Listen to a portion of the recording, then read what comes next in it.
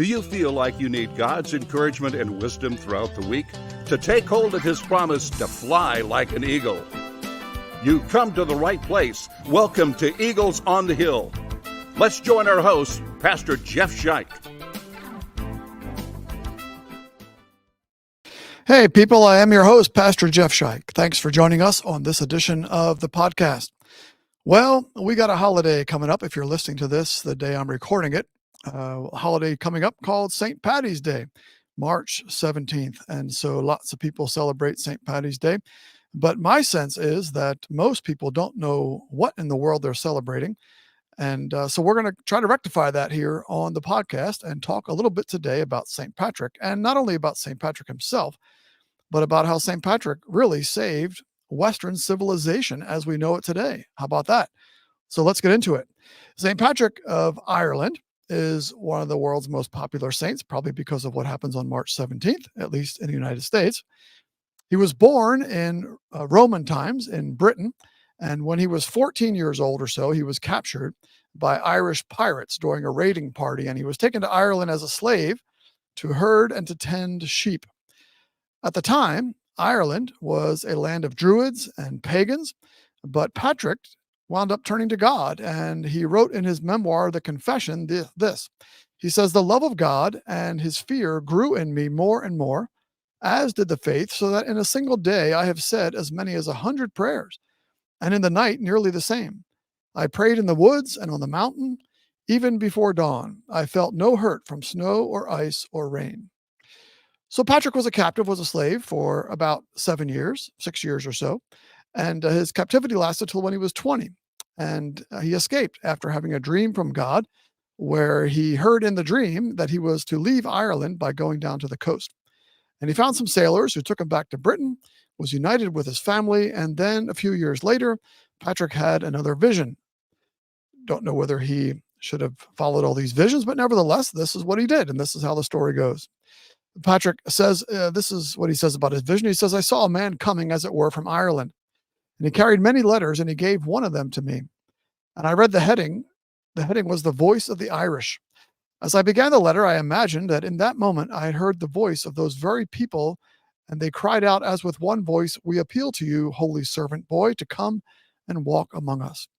And so it was that vision that prompted his studies for becoming a priest. And he was ordained a priest and then later ordained a bishop, and he was sent to take the gospel to Ireland. Patrick arrived back in Ireland on March 25th, 433.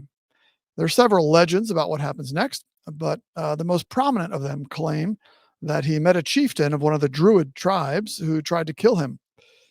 After God intervened, saved his life, Patrick was able to convert the chieftain and preach the gospel throughout Ireland. He converted many people, eventually thousands, began building churches all across the country. He often used shamrocks. There we go.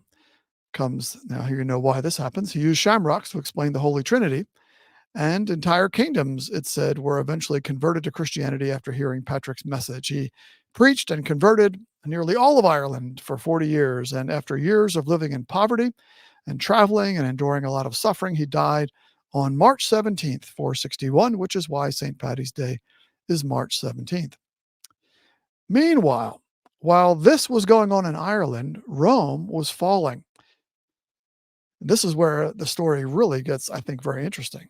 In the year 406, the Dark Ages began. There was a cold snap that froze the Rhine River over, and barbarians crossed that river bridge of ice from ancient Germany into Roman territory. And when they reached Rome, they looted and burned the city. They wiped out centuries of learning and civilization. And what emerged from the rubble? Who rebuilt Western civilization brick by brick? The lost story is it was the church. Think about this. Thomas Cahill has written a book that tells the story. It's called How the Irish Saved Civilization. So as the Roman Empire is crumbling, the neighbors to the north, the Irish, were hearing the gospel message for the first time. The young missionary, Patrick, as God would have it. The Irish, prior to Patrick, were illiterate warriors. They were pagans who practiced human sacrifice, slavery, obviously. Patrick was enslaved there as well. But when St. Patrick brought the gospel to the Emerald Isle, he did much more than just deliver the Irish from pagan superstition. He helped transform the whole culture, which is what typically happens when Christianity comes to a place. Christianity gave Irish the love of learning. After all, Christianity comes to us foremost in a book, right? That's how we get to know our faith in God, through the scriptures. So Christianity tends to foster literacy and learning. Cahill writes in the book, and he says, the Irish enshrined literacy as their central religious act, unquote. So Irish monks considered it part of their Christian duty to copy all the books in danger of being lost as the Roman Empire crumbled. And then they staged a Celtic invasion, and one that was very different from the Celtic invasion 900 years before. The first Celts arrived in Europe as naked warriors armed with swords, with their enemies' heads dangling from their belts, but their descendants were these missionary monks who arrived armed with their faith in God and with books, not heads tied to their belts. Everywhere they went, they established monasteries, and they carried on their tradition of copying and preserving the scriptures and every other book they could get their hands on. Cahill says that these scribes served as conduits through which the Judeo-Christian cultures were transmitted back to the tribes of Europe. They reestablished literacy and breathed new life into the exhausted literary culture of Europe. Cahill says, quote, without this service of these Christian scribes, our own world would never have come to be. Those Irish monks are a potent reminder of how important literacy is to our faith. We worship a God who expressed himself principally through the written word. Of all the world's religions, Christianity alone insists on the primacy of language. So there you have it.